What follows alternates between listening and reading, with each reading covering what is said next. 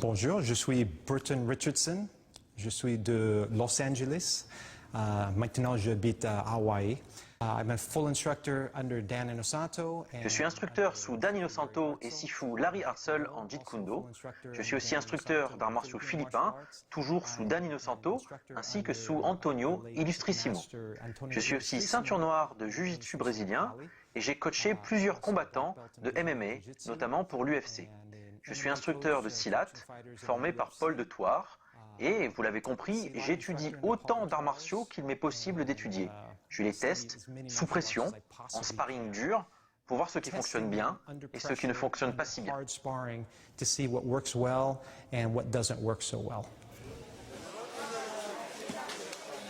Mon curriculum martial est, plutôt que de dire je fais cet art, cet art, cet art et cet art, d'aller au-delà de ça, car s'ancrer dans un style peut être une limitation.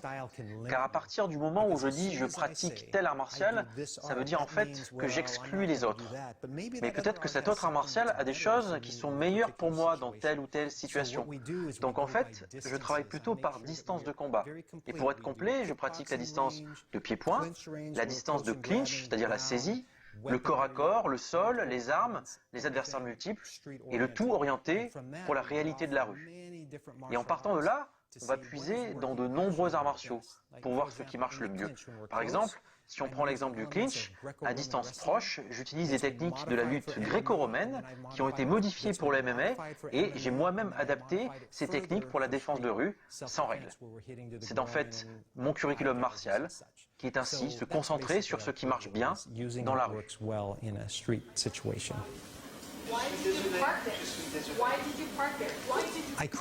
J'ai créé le Jeet Kune Do Unlimited et la question est en quoi cela diffère du Jeet Kune Do de Dan Inosanto.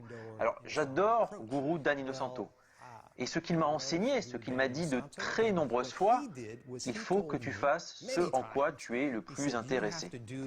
Et ce que j'ai décidé de faire, c'est d'aller dans la direction de l'approche où je puisse tester les choses et garantir qu'elles fonctionnent quasiment à tous les coups.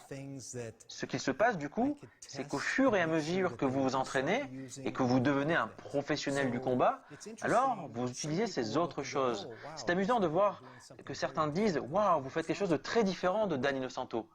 Et d'un autre côté, quand vous regardez les élèves qui m'ont suivi pendant longtemps et au final, ils font tous des choses que Guru Dan Inosanto m'a apprises. À la fin, tout se rejoint en fait.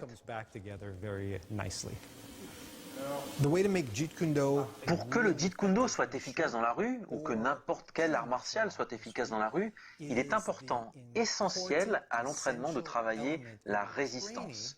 Bruce Lee appelait cela travailler avec un partenaire ou adversaire non coopératif.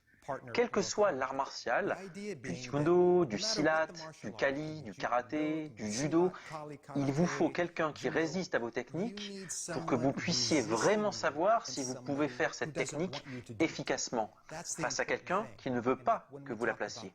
Si l'on prend le Judo, les judokas sont souvent avec la compétition face à des adversaires qui résistent.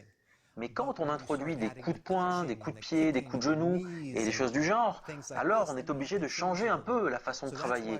Donc en fusionnant toutes les distances, on doit trouver une solution pour pratiquer en toute sécurité, mais avec des adversaires résistants. Depuis le temps, il est déjà arrivé des problèmes à mes étudiants dans la rue et leur résultat a toujours été bon. Ils ont tous réussi à se défendre et à s'en sortir. C'est ça qui compte pour moi. Est-ce que le Jeet Kune Do ne risque pas de devenir un style et de se cristalliser comme beaucoup de systèmes? C'est déjà le cas en fait. Il y a beaucoup de gens qui disent le Jeet Kune Do c'est ça, c'est comme ça. Et si vous faites du combat au sol ou ça ou ça ou ça, alors ce n'est plus du Jeet Kune Do. Bruce Lee a décidé sur son symbole pour le Jeet Kune Do d'écrire « Using no way as way, having no limitation as limitation », c'est-à-dire l'absence de voie comme voie et l'absence de limite comme limite. C'est ce qui est écrit en chinois cantonais autour du logo.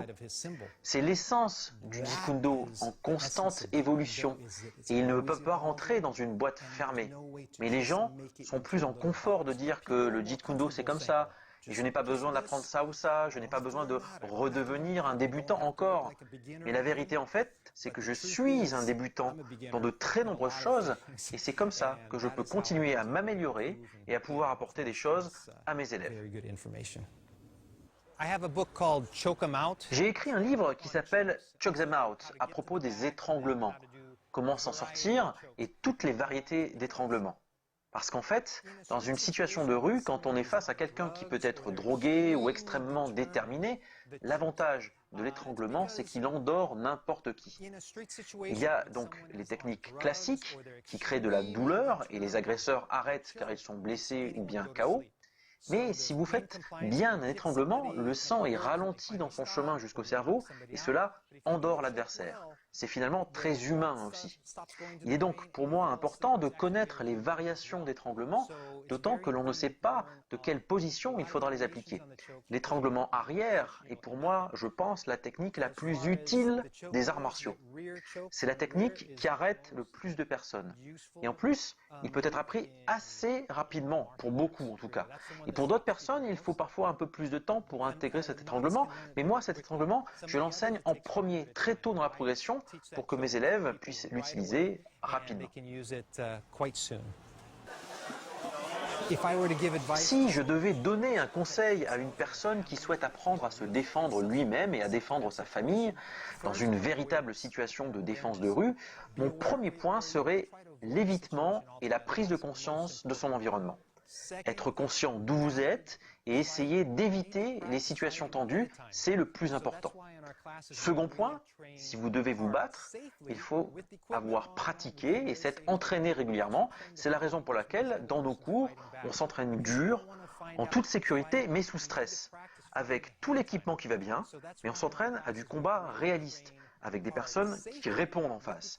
Vous ne voulez pas découvrir vos réactions dans la rue, vous ne voulez pas vous rendre compte peut-être que vous ne savez pas vous battre en situation réelle. C'est dans votre club qu'il faut prendre conscience de comment vous combattez.